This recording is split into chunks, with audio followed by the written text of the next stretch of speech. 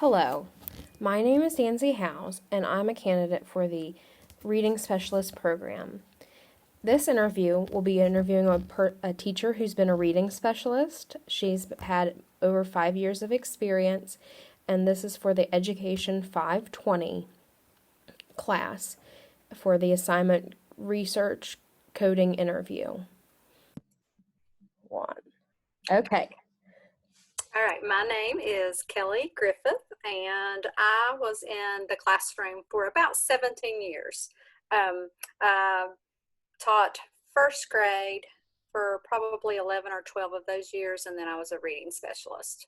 And I also taught third grade 1 year. And now I work for West Virginia Public Broadcasting in their education department, and I have been their education specialist for a little over a year.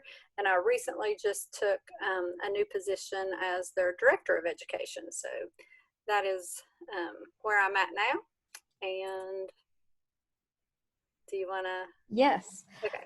We can go into the interview. And so the first question I have for you is tell me about research in the field of literacy. Okay, so research in the field, I mean, as a teacher, we use research, whether you know it or not, you're using it all the time. We start out by learning theories. If you're bottom up theory or, top down, you figure out how you learn or you figure out how you learn best. And then that helps me and it helps teachers realize the best way that, because you probably teach the way you learn, and sometimes you have to adjust your teaching. So I know that, some of the very first research that I learned as a teacher was some of those theories, but, you may not realize it, but you use best practices.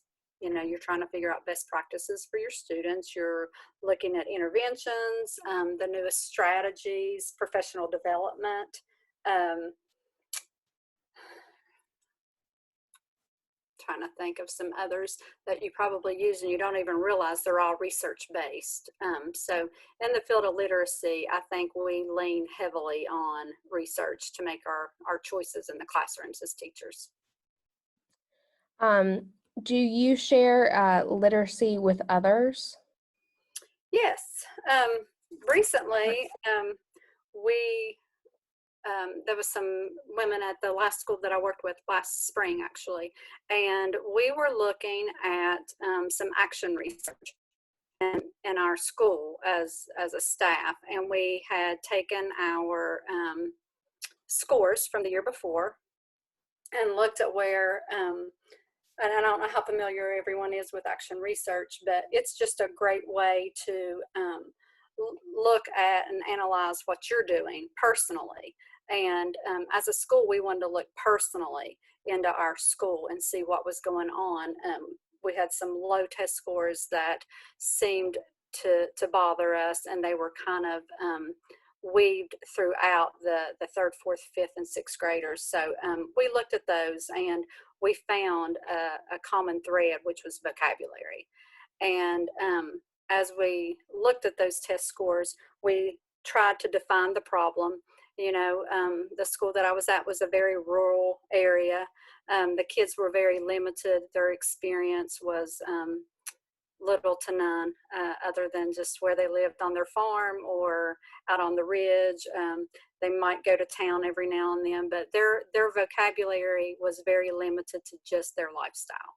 And so we knew right there that that was one of the problems with their language scores.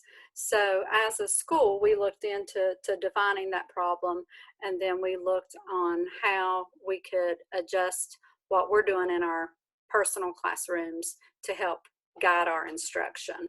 So when you do action research, and once you define your problem, then you have to look and do get some themes, and we did that with a literature review. So we looked at about I think I looked at about 10 scholarly sources, and I found ways that you could use vocabulary in your instruction in a way that would enhance the way that students learn it, and they would, be able to recall it and use it instead of just memorizing it. So I think the three themes that I found in that literature review was, I want to look to make sure it was visual, engagement, and motivation. So those were like the three main themes as I was looking at those literature reviews. So that's kind of what we did then. We looked at those three ways of teaching vocabulary. The research showed that visually they have to see it at least 12 times in 2 weeks. And that could be photographs, it could be words, it could be flashcards, So we brainstormed as a staff how to do that visually. And then we brainstormed as a staff how to keep them engaged, and then how to motivate them. And we came up with what we thought was the best strategies to do that. And we did some teacher surveys and we did some student surveys. And what we came up with was the teachers were not, a lot of them were leaning more on talking about the word, maybe using it in a sentence, maybe giving an example of it, and then they only focused on maybe vocabulary 2 or 3 days a week, and then they moved on to new words the following week. So it shows that you need to do it a lot more.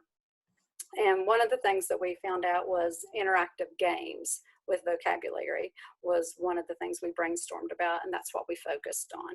So we did that, and we did it for 5 weeks, and then we retested the kids, and we saw a great, just an unbelievable progress in their vocabulary. So that was just one way that we used research, and then we shared it with our staff.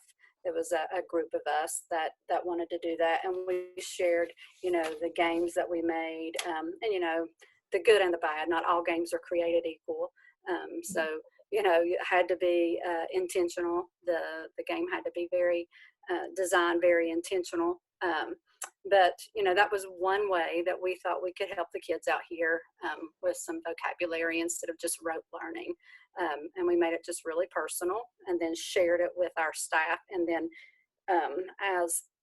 as it kind of unfolded and we were wrapping it up, we actually did a professional development for our school. And then another school came up and we taught, showed them our research and what we had done. Okay, that seems really interesting.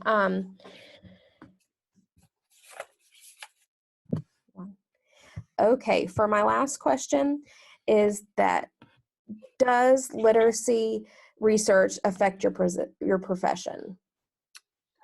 Absolutely. It affects it Could in you many tell me a ways. little bit more about that? Yeah. It is key, for educators. It's key to our growth in our field.